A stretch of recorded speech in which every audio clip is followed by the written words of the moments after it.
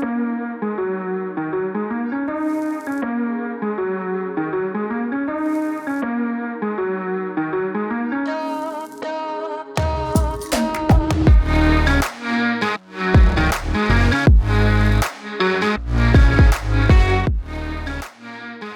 welcome back to another episode of the Buffalo Happy Hour. Michael, what's going on?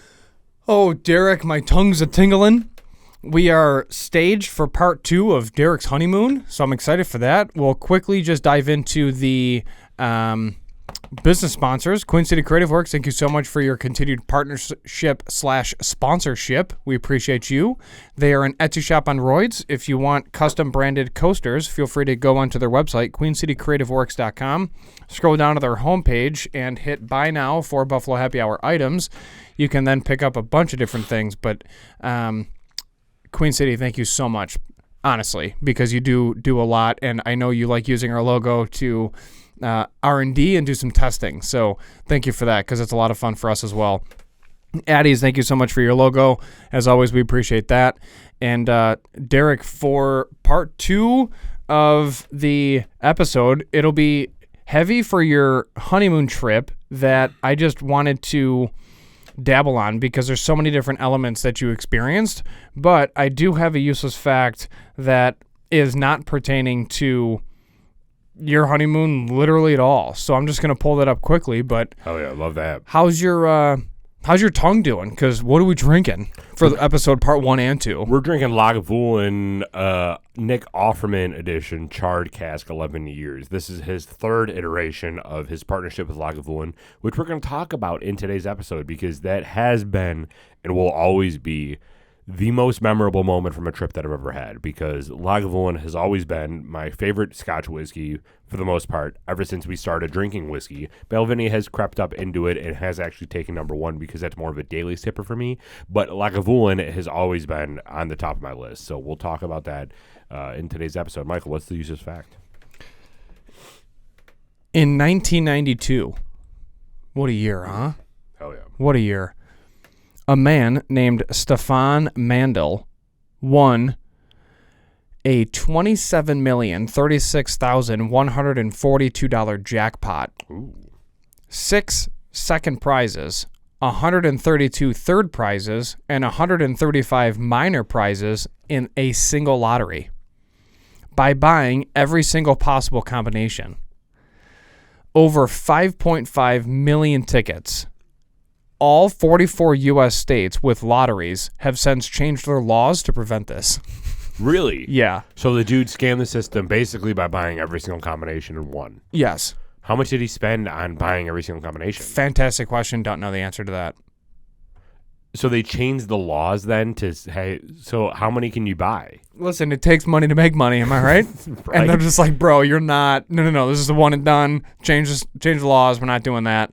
Like, so, I mean, I do have a side question, not to derail the entire episode, but like, what was that conversation with all 44 states that have lotteries? You all sit down in the same room. Okay, how do we track these people from buying every single combo? That's the first step, right? Essentially. So how do you, like, what did they do? And does that violate any rights that someone has? I mean, I would assume so. Like, how are you going to tell me I can't spend $5.5 million on buying every single combination just to make like $6 million? How much did he make again? He earned $5.5 million by buying every combo. That's wild. Yeah, the dude probably spent like $1,200. No, I think it would be more than that, right? Well, I don't know, dude. How much is the lottery ticket? But winning the jackpot right now is like billions. Well, right, but how much is a ticket to win that billion? I don't know, but if you only won 5.5 million, a power play ticket, dude, is not that much money. But if you only won, I don't think you understand how many combinations there are. Well, yeah, but if you only won 5.5 million and the jackpot's $5 billion, that means you spent $4.5 billion. Like, that's insane. I don't know. Every ticket's less than $1.50. But there's so many combinations. Yeah, that dude had mad money. What is that for? Like, you got to do the exclamation mark for the calculation. I don't know. I'm so far past that in my life. That, or like there's a caret involved because there's like multiple numbers after that. It's like 1,000 exclamation mark. Yeah, it's too much. What is it called? I I don't know. I don't know either. I don't know. So it doesn't matter. It does not. We're going to dive into your honeymoon. All right, so... Studio Pup is still here for all those wondering about episode 1. Oh, yeah. Studio Pup is still here because we're still recording. No, back up. Yeah. So we talked last week about my stays in Inverness and Edinburgh with my wife for our honeymoon. If you're interested in those 2 cities, wow, definitely recommend. I guess the mic out. is not. No, the mic's just like, dude, can you just stop talking because nobody cares. But if you're interested in those 2 cities and are staying in Monaghamore, you can go back and check that out because we did talk a lot about that. One thing we didn't talk about was the special surprise that the travel agency Harley Wood Up that she booked for us, which was a awesome spa experience. And I'm not necessarily one for massages because I don't take care of myself like that, even though I probably should. But I walked into this massage parlor or spa or whatever, and they're like, go sit in a tub for an hour and then come back because we need you loose.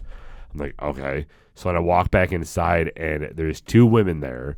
One of them is taller and kind of not bigger, but like bigger. She can survive a winter. She can survive a winter. Hell yeah. And there's like a 4'4" Brazilian chick. And the bigger one goes with Gina. Yes, bro. I know. That's amazing. I know. Because we are, I can't even say what I want to say right now because there's family listening. Yeah, Deshaun's super excited right now. That's what I'm talking about. I'm like, I've seen this movie before. That's that's our type, bro. Yeah. I'm just going to say that's our type. Small and petite, make me feel safe and strong. You know what I mean? Yeah, I'm like, I've seen this movie before. Gina's like, I don't get the joke. And I'm like, it's fine. I'll tell you when you're older. Exactly. But, yeah. So this chick's like, all right, I'm going to be your masseuse today or massage therapist or whatever today. And I'm like, okay, let's crush this. So she's like, light, medium, or hard? And I'm like, first of all, Pause. Hell yeah. I like where this is going. You should have started with this story. Part 2 coming in hot, son. Part 2 coming. This is Patreon exclusive. Just kidding. So I'm like, yeah, I've seen this movie before, but let's go hard. And no, I actually said medium because I'm. What are you ordering, a steak? Yeah, but I don't. Everyone has their own version of like what a lot of pressure feels like, and I want to make sure that they understand where they're coming from first. Keep drinking Lagavulin, bro. I can't, dude. That's Lagavulin 11, bro. I can't do that to you. Keep doing it. I want to get rid of this bottle. Why? Because I need more room on the shelf. We'll talk about it today. Keep drinking this, though. It's already half empty. We need to finish her off. Pause. We're at a quarter. Yeah. So you need to finish her off. Okay. Anyway, so... What? Okay, scale of 1 to 10. Yep. This chick like an absolute smoke, or is she just a random 4'4" Brazilian with like weird teeth? Random 4'4" Brazilian with kind of weird teeth. Okay. So it wasn't like this is a fantasy of mine, you know? This is kind of like, I've seen this movie before. I gotta take it. Ends in divorce, and I need to behave. Well, I mean, yeah, and you're on your honeymoon, so the last thing you're thinking about is that. Correct. You're fine. Yeah, but for like, comedic effect for this episode. Correct. But like, I mean, me and you got to go to Poland. That's all I got to say. But yeah, so she starts going nuts. That's what I'm talking. Yeah, talk about it. Hell yeah. Pause. So she starts going hard, and like I'm phased out, and I don't do massages. I've done one in my life, and it was a couples massage, which isn't necessarily a massage. It's more of like an intimate moment with your partner to experience stress relief together. That's kind of like the best way to say it, because it's not deep tissue. It's not really doing anything for you. It's just kind of like a sensual experience that you can experience with your partner. Would you agree with that? No. Couples massage, really? Yeah, because when I get a couples massage, you got to remember, dude, you know who my dad is. So when I book a couples massage, I'm like, we want a couples massage. We want to be in the same room. It'll be cool. It's us. You know, we're going to have fun. And they're like, okay, sounds good. I'm like, what available dates do you have? And it's always months out. And she's like, what kind of massage are you looking for? And I'm like, we both need deep tissue massages. Like, we just want to be in the same room, but we're there for a purpose. So, like, I'm telling them specific things. I'm like, I don't want shiatsu. I don't want hot stone. I don't want light pressure. I don't want a sports massage. Like, I need a deep tissue, get these kinks out, and then me and my wife are going to be groaning in this room. And then when we're done, give me the biscuit, the little cookie, and I'm just going to start pounding water. Yeah. Like, but I'm very, like, I know what's going on, but I've also had a dad who's a licensed massage therapist for over a decade, so he's showing me the ropes. Yeah. So in short, you would agree with me that a basic couples massage is useless. Yeah. Okay, if it's light tissue, it's useless. So that was my first experience with a massage. You finally got a deep tissue, huh? And it finally got a deep tissue. Thoughts? Loved it. Right. It's super sore the next day. 100%. Yeah, drink a lot of water. Yep. But so I wasn't necessarily understanding like the culture because I don't really relax. Like that's not who I am as a person. They come out and they're like, take your shoes off, put on these slips, drink this cucumber water. We'll see you in an hour. And I was just not expecting that. But so this chick like starts going hard on my back, and she uses her elbow because she's 40 pounds soaking wet, and she needs as much pressure on a certain point of her body to help me being 220 that I am. So she goes hard like in between my like spine and my scapula, and she goes, "You're tight." I'm like, "Yeah." Because I've had 30 years of just a pent-up aggression, and I'm constantly shrugging my shoulders because I just have all this stress. And she goes, "You need more massages." I'm like, this is the encouragement I need in life because I'm stressed. And she's just going hard, and she's breaking down all these, like, knots in my back. And she's saying, "Is this too hard?" I'm like, "Just keep going. I don't care what you have to do, sweetheart, but just keep going." And then she keeps putting stuff on her hand and like putting it under my like where I'm breathing. Yes. She's like, "Just relax." I'm like, I've seen this movie before. I loved every second of it. So yeah, I was thinking like the entire massage was awesome, but that happened. Full body? Did she hit your hammies? No, it was just like a neck, shoulders, back, and glutes. How long? Have you ever had a glute massage? Yes. It was the best thing I've ever had in my life. You know how much tension you have in those upper part of those glutees? Yeah, especially where it attaches right to the base of your lumbar. A lot happening down there. Yeah. Wasn't expecting it. Mm-hmm. Loved every second of it. Yeah, Colleen and I always hammer because I'll use the gun on her and then she uses it on me. It's a joint. That Theragun? Yeah, we go full Chris Benoit, but she'll hit in between my scapula. Is the word you were trying to say, Derek. My shoulder blade. What did I say? You said shoulder blade. Oh, yeah. It's your scapula. And my spine.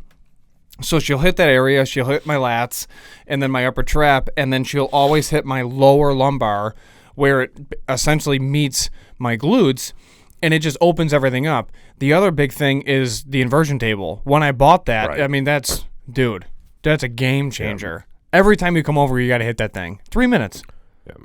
I'd love to. Oh, it's amazing. It's amazing. So I'm glad you had the spa experience. And then, was it like lavender or was it like a... Yeah, it was like a lavender blend. Yeah. But she's just like... She like put her hand on the back of my head. Yeah, like, talk about softly. It. Mm-hmm. And then she just put this underneath and she's like, "Breathe." I'm like, "Is this chloroform?" Or like, "What are you doing to me? I've seen this movie before." That's all that kept going through my mind is I've seen this movie before. Yep.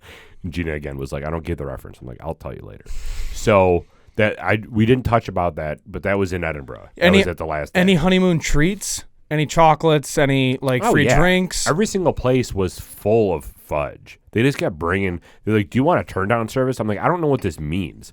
I stay home, and when I go to a hotel, it's like a Red Roof Inn where I'm getting AIDS. So can you like explain this turn down service to me? And she's like, "I just come in and make your bed." Yeah, fix ready up the sheets for you for bedtime. Yeah. I'm like, I do that myself. What do you mean you do that? This is a service that is offered in high-end hotels. I don't understand this. Yeah, welcome, bro. Welcome to what white people enjoy. Big facts. Hell yeah. But yeah, I wasn't expecting that. So she comes up and she like knocks on my door at first. And she's like, "I'm here for turn down service." I'm like, "Turn down for what?" But God. Oh no. Oh no. I'm like, I don't understand what's happening right now. I don't get turn down service. But then that happened in the beginning of the trip, which we're talking about right now. So that first engagement, I'm like, I don't know what this means. You need to help me understand this. And she was taken aback by my lack of knowledge of exorbitant things. She's like, "What are you, poor?" And I'm like, "Yeah, that's why I'm here." Correct. Do you offer turn down service at the Red Roof Inn? Because no, you don't. But yeah, that was cool. They would always just bring fudge, and they're like, "Congratulations on your honeymoon. Here's some more fudge." And I just found out that I really love fudge when I was there. Fudge and cappuccinos. Yeah. So you went to Lagavulin. Yeah. Let's hammer your distillery tours. Okay. What was your first distillery tour? So we first got there. We flew into Glasgow, we flew into Edinburgh. Then we took a car. So the first half, yesterday's episode, we went kind of backwards from Edinburgh to Inverness. Now we're going to start when I actually arrived in Scotland, because it's when all the fun takes place. So we flew into Edinburgh, and then we took a personal car down to Glasgow, where we spent the rest of the night there. And early that next morning, we flew out to Islay. So Islay is an island off of the west coast of Scotland, if you guys haven't found that out already. Islay is the home to peated Scotch. So if you're new here to the whiskey world and you're just tuning in because you're super interested in hearing about my honeymoon, which thank you so much, but Islay is the home for all the peated Scotch. That's where Lagavulin, Lafroig, Ardbeg, Bunnahabhain, Bruichladdich, all those super peated Scotches are. And again, luckily, I'll say this again, that I'm just super fortunate that I found a wife that actually appreciates this aspect of my interest, because if she didn't, then this would not have been fun for her whatsoever. But we got to Glasgow, we flew in, and this dude, his name was Callum, and he owns a tuk-tuk business. This tuk-tuk business, if you're familiar with the term, it originated in India, where it is these basically moped-like travel cars that have plastic sides on them, and you're basically just rolling around 30 miles an hour on this moped with this dude in front of you just driving you everywhere. Callum was the highlight of our trip. I talk about all the experiences. This particular dude was our favorite part of the trip. That's awesome. He was so cool. So when Gina and I went, we've always been infatuated with Scottish culture and understanding how people live there. And when you do that, you want to hear the accent, right? Like, the accent is what makes you feel like you're somewhere else. Right. Everybody from Buffalo has that annoying accent like you and I have, where it's the A's and like all that annoying part. Scottish accent is so guttural, or at least what I associate with the Scottish accent. It's very like harsh and sometimes difficult to understand. That, from what I've understood, is very centralized around Glasgow. The Glaswegians, that's what they call themselves, have that Scottish accent that you're looking for when you hear the typical Scottish accent. That's in Glasgow. The other areas have more of a French and English influence, so they're not as harsh as Glasgow, and they're a little bit more kind of a Scottish aspect of an English accent, if that makes sense. So Glasgow and Islay are kind of where a lot of those harsh accents are, which is what Gina and I were looking for. So Callum, he meets us in the Islay airport and just comes hard off the rip with his super Glaswegian accent, because he's from Glasgow. And Gina and I immediately fall in love. We're like, I love this dude. I want him to be our father. Can you adopt us? That's basically what we said to him. So he's just driving us around in this little tuk-tuk, and he brings us to this Gleneagles Ale house, which is this apartment house. It's like a 4-bedroom, 5-star hotel that's off of the airport, super close, but there's only 2 planes that go into Islay every day. That's it. So, and they're like 20 seaters, so it's not a big airport at all. When you go from Glasgow to Islay, you are like one of 20 passengers. It's super cool. It's 2 on one side, 1 on the other. Super small plane. I thought I was going to die. It's a prop plane. Never flown on one of those before. So we get to Gleneagles Ale House. Those are the exact planes we used the entire way to Tennessee. Oh, really? Yeah. Yeah. Little Super prop small planes? planes. Oh, yeah. How? Yeah. I don't know. It was United Airlines. They were small. You flew a prop plane to Tennessee? Yeah, it was Buffalo to D.C., D.C. to Knoxville. And they were both 2 seats on one side, 1 seat on the other. That was it. Small. Like, That's shocking to me. worried about, is my suitcase too big? Yeah. I only have a suitcase. Is it going to fit? Like, yeah, small plane. Yeah. So go on. That's crazy. Yeah. So Islay was the highlight of our trip because of the whiskey. The first day that we got there, we went to Kilholman and we went to Kalila. Kalila, I've had before. So for everybody listening, because it's not pronounced the same way that it's spelled. So Kalila is Coalila. I have one of my goals the entire time that I was in Scotland was I wanted to get a Glencairn class glass for every distillery that I visited. So that's what I did. And try flying a plane with 17 pounds of glass because they ask questions. But Kalila was one of the first distilleries that we went to. We had a distillery tour at every single place that I have basically in front of me. And I've had Kalila before. It's very peaty. It's right on the more northern coast of Scotland, whereas Lagavulin, Laphroaig, and Ardbeg are on the southern coast. And Kalila has easily become one of my favorite distilleries, just because of the way that they do things. I will say, though, being over there is a different culture in Scotland around whiskey. They eat, sleep, and breathe whiskey, whereas here in the States, we like to think we do with bourbon, but we don't. You go to a towny bar in Buffalo, and you'll see Bullet, you'll see Knob Creek, and you'll see Crown Royal, and maybe some Jack and... It's just Jim Beam. Yeah, Jim Beam and stuff like that. Like, it's very surface level. You go to a town bar in anywhere in Scotland, there's 70 options of different Scots that you can choose from.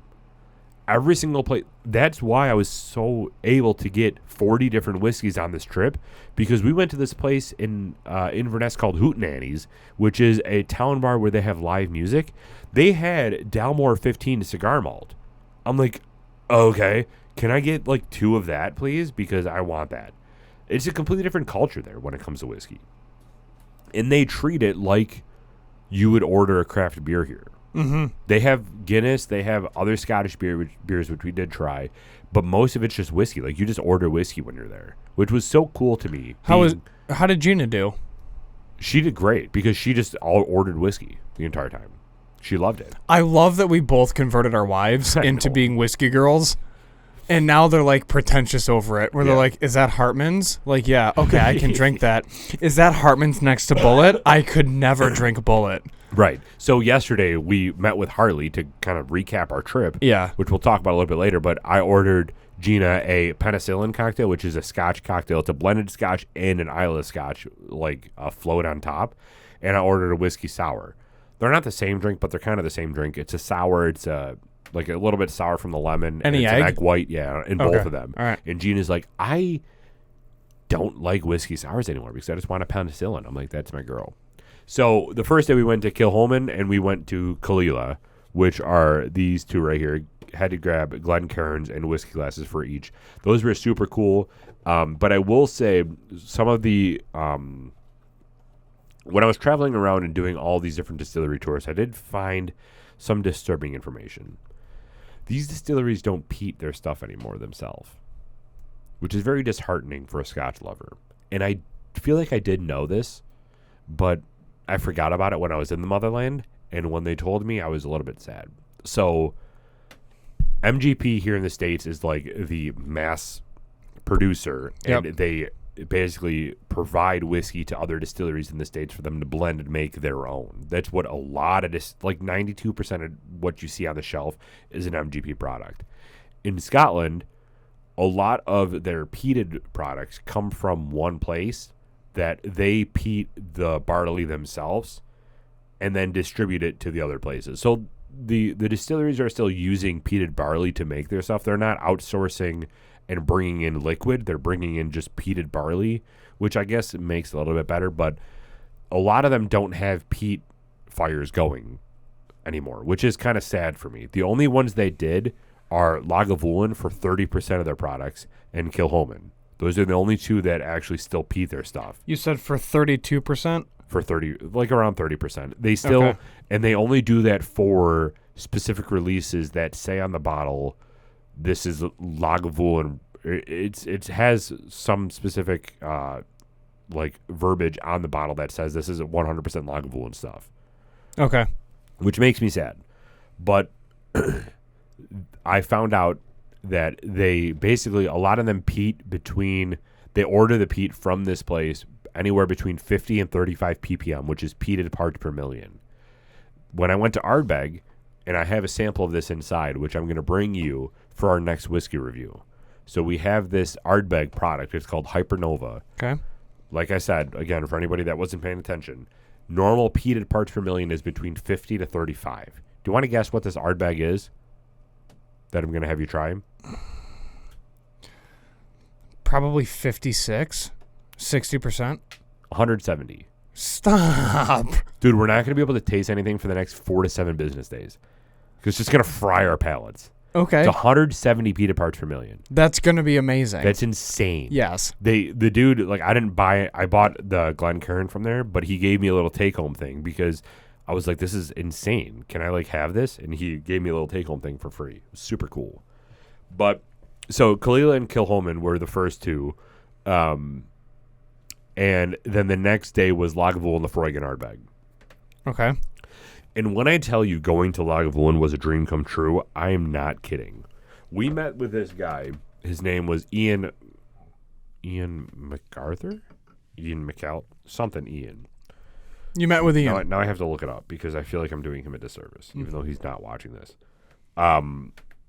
We met with Ian, if you guys have watched Parks and Rec, there is a scene of there where Nick Offerman goes to Lagavulin. So if you are a Parks and Rec fan, what's cool and kind of an interesting fact about that is they did not have a contract with Lagavulin to feature their whiskey. Nick Offerman just really likes Lagavulin, so he included the bottle in the episodes because he just really appreciates the Scotch. And from there, Nick Offerman formed a relationship with Lagavulin to continue doing these single barrel or one-off releases like the one that we have today, the Charred Oak Cask. So we met with Ian MacArthur. That's who it is. So Ian has been there for 40 years. And normally he doesn't do tours anymore because he's getting ready to retire. We heard multiple times throughout the trip that he is retiring this year. That he was supposed to retire last year. He was supposed to retire the year before, but he just keeps doing it because he loves it so much. Right. And we were lucky enough to actually have Ian for our tour guide, which was sick. He's this short, leprechaun-y like dude. How did you get that? Was that planned? Was that just luck? Harley planned it. But she said, so Harley in her itinerary said, you're either going to get Ian or you're going to get someone else. So she didn't even know. Okay. But luckily we just had Ian that day.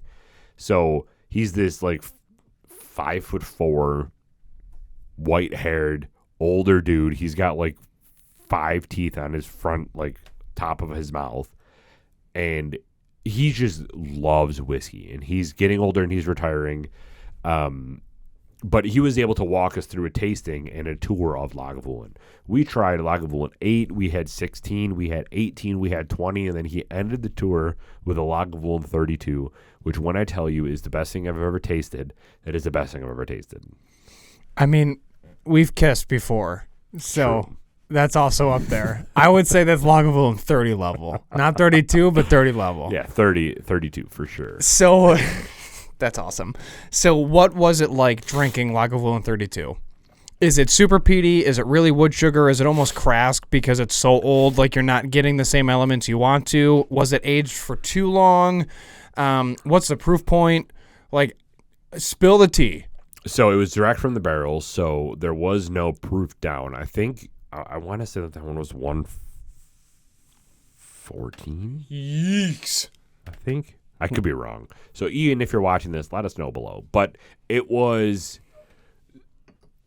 in America, when you have whiskey, and this is important to note when you're talking about bourbon, because we've talked about this multiple times. To have bourbon, you need it to be more than 51% corn, 51% or more of corn. And corn is a lame grain to make whiskey with because it's not a flavoring grain. Right. So when you're aging something so long, when you have a 32-year-old Buffalo Trace or Pappy Van Winkle or something, basically all you're tasting is the barrel, which is very off-putting to a lot of people because the wood doesn't taste great. Basically, in summation, it doesn't taste great. Right. So when you have Scotch, which is still, yes, it's still not a flavoring grain with barley, but you introduce this aspect of peat, it gives you a completely different taste. And the barrel, whether it's... I think that this one was a bourbon barrel. It took the harshness of the peat and the taste of Lagavulin and it just rounded it out and added like a vanilla caramel note to it. And that was pronounced by it being 32 years old.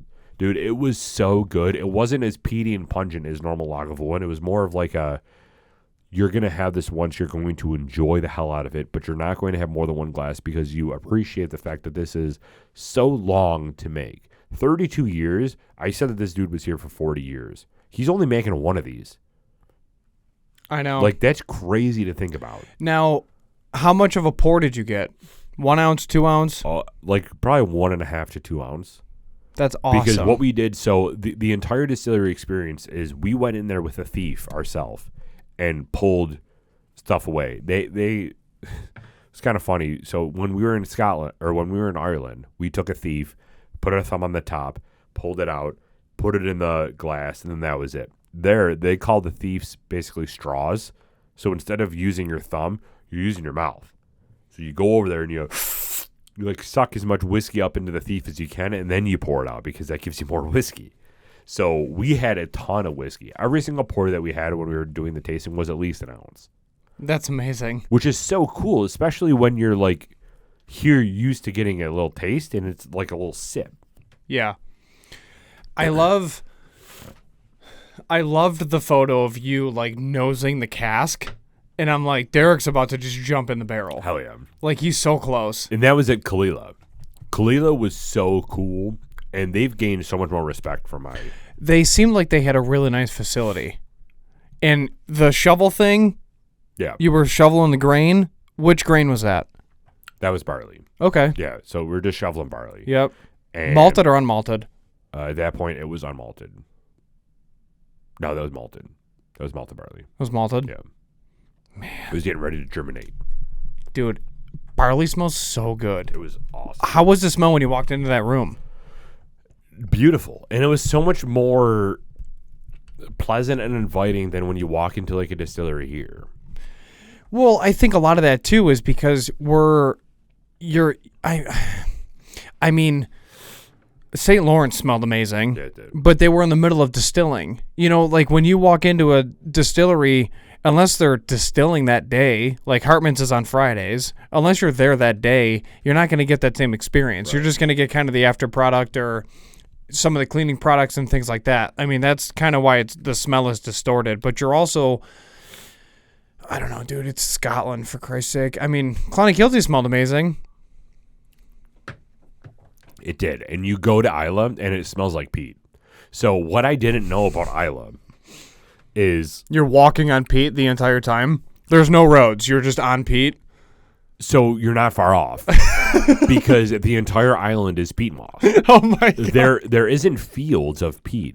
It's peat. It's just the land is peat. The entire island is peat. So much so that they have to repave the roads every once in a while because the roads sink into the peat because peat moss is not good structurally. Yeah, right. It takes over. Right. Yeah. It consumes what it's around. So they have to repave the roads every once in a while because there's so many dips in the road. That was fascinating to me. And we're in the tuk-tuk with Callum, which, again, love the dude. I heard from him that he's selling the business, and I'm very sad. Because I'm sad, but I'm also very thankful that I was able to be a part of it. Because not only were we able to like have Callum for one of his last rides, but we were able to talk with Ian for one of his last tours. Like we went at a perfect time to get a great experience.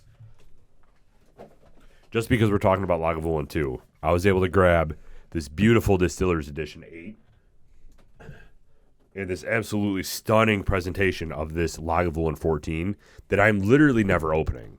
This thing is absolutely gorgeous, dude. The presentation of this, you can't find this in the States. This is distillery exclusive. And I'm like, I need this so bad. You don't even understand. You can't open that. I'm never opening this.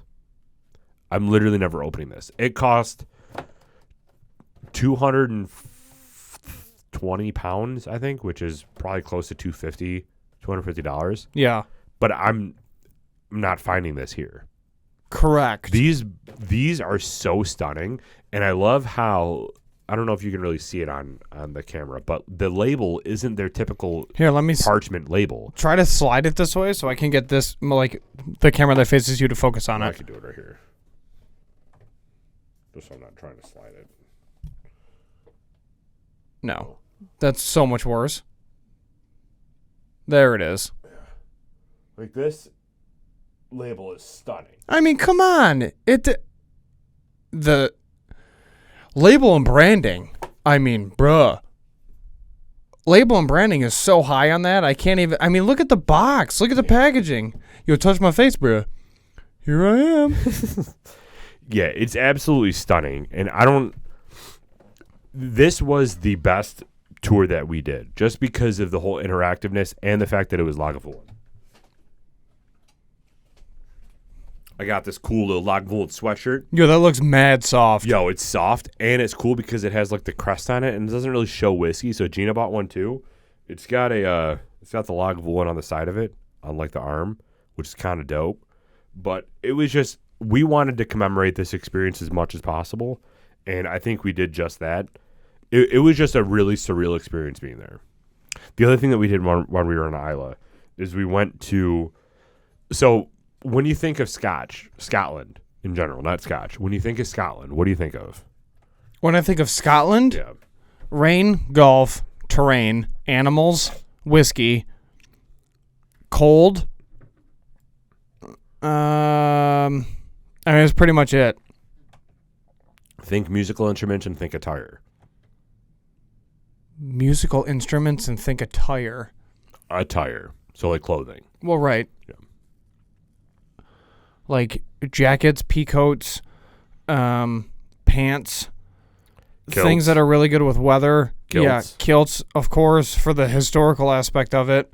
And then for music, I would say bagpipes. There you go. So those are the cool two things that we did when we were in Scotland. We learned how to play bagpipes, and we like went to this. I told Callum, I'm like, listen, the thing that I want to do the most in Scotland is get something that is true tartan. Like, give me something that is truly made here, because it was started here. Tartan was worn historically way back in time, and then when England ended up taking over Scotland, they banned it after the Battle of Culloden. They said you can't wear kilts because it's a symbol of the enemy, basically, because you were the enemy at one point, which was insane to think about. They banned bagpipes, they banned kilts, they basically ruined the Scottish culture because you're England now. Well, the Brits suck. I'll be the first to say it. I won't be the last to say it. The Irish side of me can't stand them.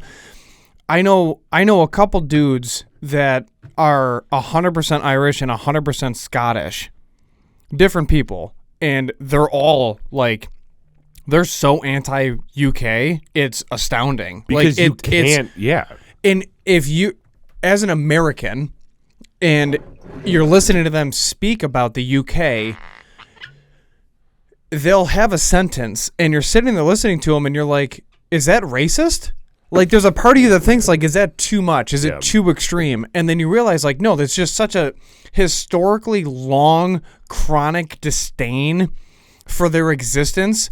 And the only way for me to understand it was a great exercise that a really, really profound teacher, it was an exercise that a teacher did with us in middle school.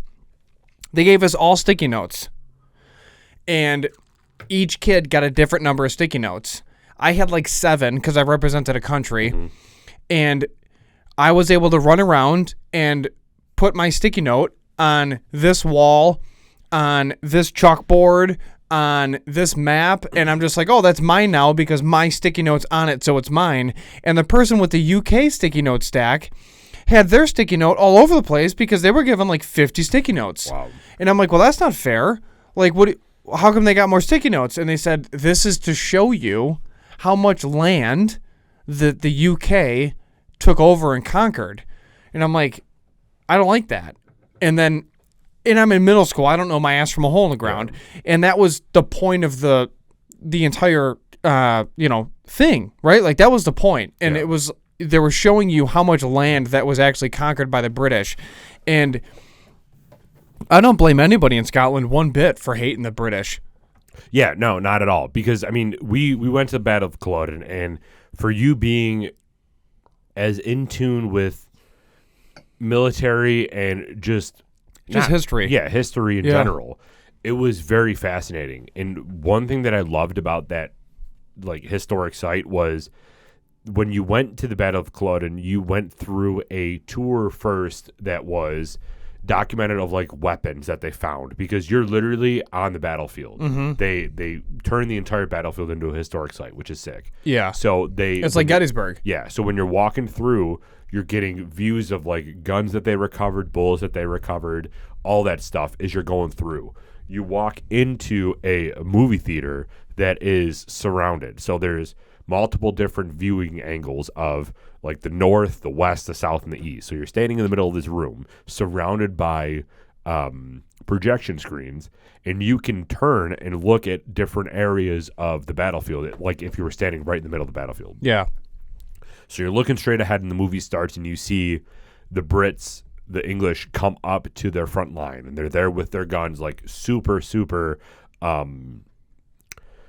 Militaristic. like stoic and militaristic, and just like they're informed, they're super guided. They're like, this is what we're doing. Then you turn around and you see the Scottish, the Highlanders. They're walking up. They're in kilts and they're ready, and they're actually extremely poised and ready for battle. When the English said they were basically just women because they were dressed in kilts, like they were very like not presentable. They were rough, rugged. They were like basically English for the longest time have been portraying the Scots as like these random delinquents that were just fighting with zero purpose and just off the wall. But they had a lot of training, and it was cool to like see this part of it, because English history would completely destroy that. But they were there with their guns and everything like that. And then you would just like walk around and like see all this stuff, see the battle happen. And then after you saw the video, you would go out onto the battlefield. And that's what we did. And the battlefield was lined with red flags for where the British front lines were, and then lined with blue flags where the Scottish front lines were. It was super cool to see. You're standing at a blue flag and you're looking across the battlefield, and you're looking at the red flag, basically exactly where the British front line would be. It was just fascinating to be at. It was really cool. Mm-hmm.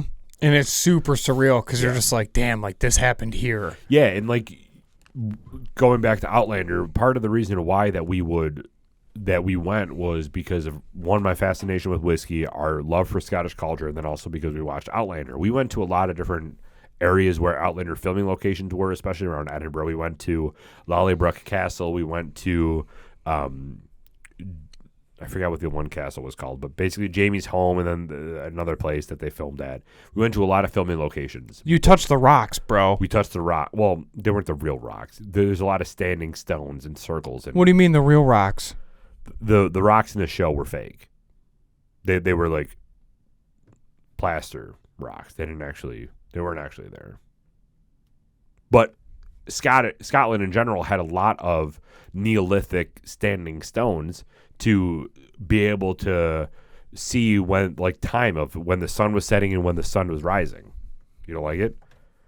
Hollywood ruined it. I know, right? Use the real goddamn thing. They're there. Right. Why would you make something out of plaster? And that's what I liked about the show, is because even though that part was out of plaster, a lot of the other filming locations were real, which was sweet. Did you get queasy and like almost tearful when you were on filming locations and you realized, like, yo, the boy was here? Hell yeah. So hell yeah. This has happened a couple of times in my life. Not a lot, like less than 5, obviously, but I was, and it's mainly for like historic measures. Like, I was in Auschwitz in Poland, did the full tour for Auschwitz 1 and 2 with Birkenklau, and then a couple different filming locations for different movies. And I'm sitting there thinking about the people that, like, I not just like look up to, right, but like have a respect for, would love to meet one day. And I'm like, they stood here. Like, that's John Krasinski was one, because I seen his office when they were filming A Quiet Place 2. So I had to sign an NDA at the time to like see it all and like see the floor of the building and all that. But I'm just like, this is wild to me, because like, yo, the dude's here. Like, this is crazy. And you see his name tag and you're like, okay, it's like executive producer John Krasinski, and you see his office and you're just like looking, you're like, yo, his ass is in that chair, bro. Right. And you're thinking of like the weird things that like no one thinks of, but like it's really impactful. Yeah. And it's kind of what's the dude's name that plays Ben Wyatt in real life? What's his name? Adam Scott or something like that? Yeah, Adam Scott. So Scott, when he met Anakin Skywalker or whatever for the first time on that Daily Night show, his hand was like shaking. Because it was like it was a lifelong dream of his to meet the character and like meet the actual actor. And he finally met him and he's literally shaking. And he's like, this is surreal. Yeah. He literally said on air, he's like, this is one of the best moments of my entire life. Like, thank you to everyone involved in this. Like, I obviously am a massive Star Wars fan, but like you guys all made this happen. Like I'm at a loss for words. And then he basically just like sat there and he's like fighting back tears and that's when you realize like everyone's human. Right. So the fact that you had that experience where, I mean, dude, the buildup for this trip was so long. Yeah. And it finally happened. Like, you guys finally got married. You finally went on a honeymoon. You finally did the thing. And, like, you're there. You're drinking whiskey. You're seeing Outlander in real life. You're there. Like, Gina's touching the stones. And you're taking the photo. And it's on her story. Like, all that stuff. And, like, everyone's parents are just so happy for you guys. Like, it was just so cool. Yeah. And now we're sitting here drinking Lagavulin 11, which is chump change, bro. Yeah, oh yeah. Chump change. Like, you drink it. Who cares? I drank Lagavulin 32. Like, that's the shit that makes this amazing. Yeah. I'm so happy for you guys. It was so much fun. The last thing that we really wanted to do, well, again, we kind of went backwards a little bit because this was definitely a highlight of my trip. But one of the things why I kind of asked you what you think of when you think of Scotland is one, bagpipes, and we learned how to play bagpipes, which is sick. We actually found a Scottish artist when we were sitting in a tavern in I forgot what the town's called. The towns are all super weirdly named because it's like their accent. I forgot what it's called, but an artist in what, like music, visual artist? Music. Okay, so we're sitting in this pub and we're hearing this song played, and the song is a super prevalent song about drug abuse, and there's bagpipes in the background from this band called the Red Hot Chili Pipers. That's what they call them. That's awesome. Yeah, because they're super bagpipe focused. And Gina and I immediately fell in love with this whole artist, and we've been listening to him ever since. Super cool. Tom Walker, if you haven't heard of it. The song's called Leave a Light On. Highly suggest listening to it. It's a very powerful song, and the bagpipes with it is just puts it over the top. But the other part of learning bagpipes and after that was I wanted to find something that was made in Scotland, a tartan that was made in Scotland. So I bought this hat, which I'm not super into hats, but I just wanted to buy a cap. That looks like you went to every local brewery in your small town, and you're 34 years old with a weird beard. So this was made at the Island Woolen Mill. Okay. And it's actually, the Isla Woolen Mill is super fascinating because they hand make all this stuff. We were able to talk to the dude. Should I put this on? Yeah, do it. It'll be way too big for you because it's fit for me. But the pure new wool. They literally make it there. The dude gave us a tour of their wooling machine, and he's like, "This is where all the threads come in, and this is how we make this shit." Dude, it's absolutely wild. I'm too poor for this hat. Dude, right? It's so cool. When would I wear this? Golfing. Well, you know, golfing, like people going out, like when? Yeah. What's the normal casual attire for this hat? Well, your sister's husband wears it all the time. He's different. He's different. So is it? Do I like tip my hat to women? Basically, yeah. You can do whatever you want in that. Can I do a Tom and Jerry flip up the hat Hell and yeah. just be like, "Hey, hey, look at this thing." It's pretty sweet, right? This is fit for you, huh? Yeah, hell yeah. I got a big head. No lice for me, so you're good. Hell yeah, love that. Well, I got lice, so now you have it. So the cool thing, can you touch my face? Because I feel like I'm a little out of focus. I feel like Lagavulin is still in focus here. Love that. Well, welcome back. So the cool thing about Island Woolen Mill, which I told Callum, which again, I love Callum. We're Facebook friends. We message all the time. It's not a big deal. But so I told Callum, I'm like, listen, I want to get true tartan. I want to buy something that has significance in Scottish history, not just something that is in the city of Edinburgh that was made in China, but this is tartan. This is what the I didn't want any of that. I went to a store in Glasgow and I saw on the back that it was made in Scotland, and I'm like, I'm not doing this. I'm not doing this whole it was made in China. I'm like, I'm not doing this. I want something that was made in Scotland. So he's like, I know the perfect place for you, Islay Woolen Mill. They were actually contracted to make the tartan that was used in The war? No, it was the movie with what's his face. I fucking looked this up right before I came here because I mixed the two movies up. It was Braveheart. That's what it is. Oh, nice. So yeah, this is the actual tartan that they used in Braveheart. This is sick. Let me touch this, dude. So I bought a scarf from their tartan that they made. So this Islay Woolen Mill, which is literally a mother, Oh, it's so soft. a woman, her husband, and their son make all this shit.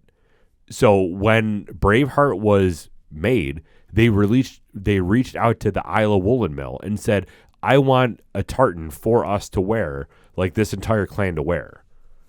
Fascinating. That's I so bought it. soft. It's really cool. So this was made. Do they have in like an Islay. online store? I don't know. But they have a ton of different, like, so the interesting thing about tartan, which I'm going to go down super long rabbit holes here, but tartan was actually made in 1800s. The clans back in the day when they were fighting the Brits did not have tartan.